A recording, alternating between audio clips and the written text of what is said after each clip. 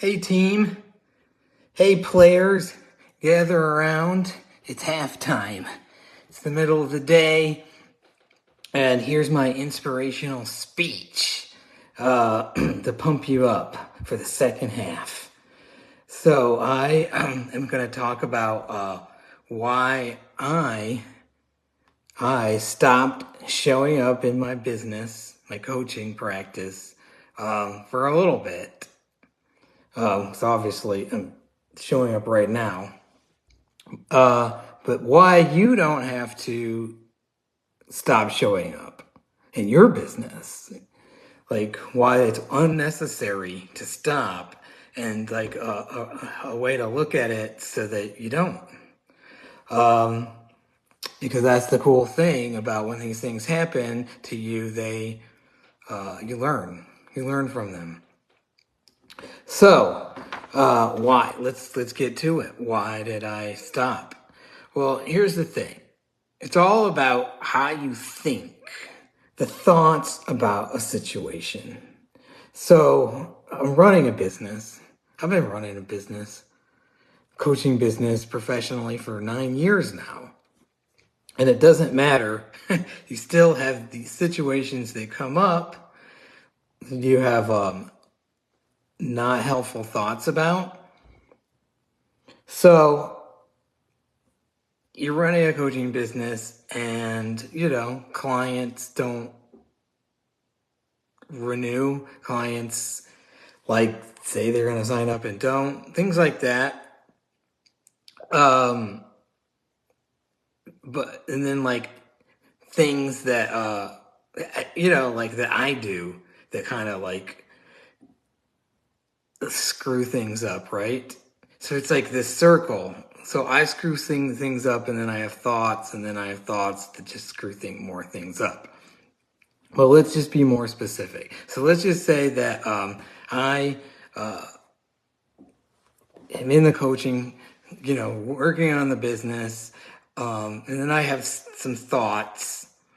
The working on the business is neutral, but then I have thoughts like nothing's ever going to work. I'm not confident in myself to keep showing up because I always do this. I just have these patterns in my life from other even jobs, right, in school where I don't show up. That's just what I always do. So that thought creeps in.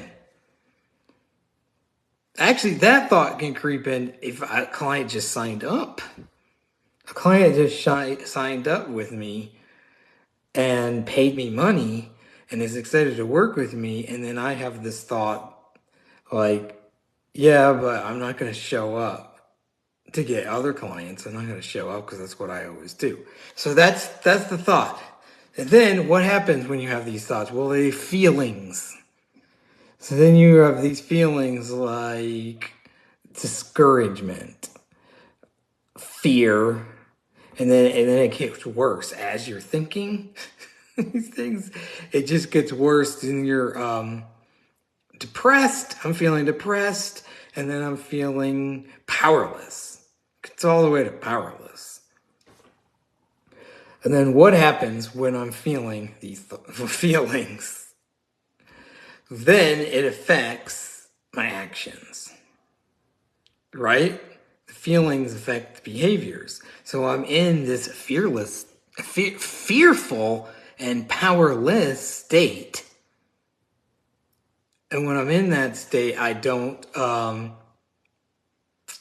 make posts. I'm not on social media. I disappear.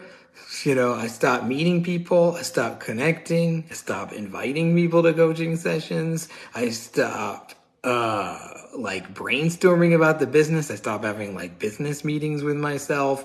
I start if I don't have a coaching session, I'll sleep in. I will start staying up late doing God knows what. All because I'm feeling powerless. And then when that actions are happening, like, or the lack of like actions, right? The inaction. What's the outcome of that? Well, then my outcome is no new clients, no new inquiries, even, right? The momentum is stopped on one end. And so even if I have like coaching clients, like current clients, and that's going really well, it's like just staying the same. Like I just have the same amount of clients in my practice. Which isn't, what I want. If I want, like, if this is happening in a time where, like, no, I want a new client. I want one more client. And I want, like, or I want, like, a client on a waiting list. Yeah. So that can't happen because of the inaction. So, and then the emotions is creating that, and the thoughts are creating the emotions, and the thoughts just came from interpreting the situation in a funny, weird way. So guess what? None of this is necessary for you. You don't have to stop showing up in your business because you could have different thoughts. You could have different thoughts from the get-go and you never even get there to these thoughts. So what could you think? You're working in your coaching practice.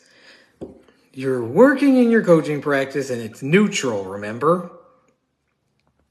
And you could have thoughts which are like, that are interpretations of the coaching business. Like that you're thinking this is really optimistic. You can interpret it like, oh, new clients, new people, like, are always coming in and they're always going to. And I've always been successful and I feel like I'm going to be successful in this situation too. It's going to be no different. So you could like go in with that approach. You're like, this is so much fun. I'm having a blast. Why would I ever want to stop this? So you're interpreting like things like showing up on social media, like this, like Facebook Lives, as fun, as joyful, and you just love it. It's just fascinating.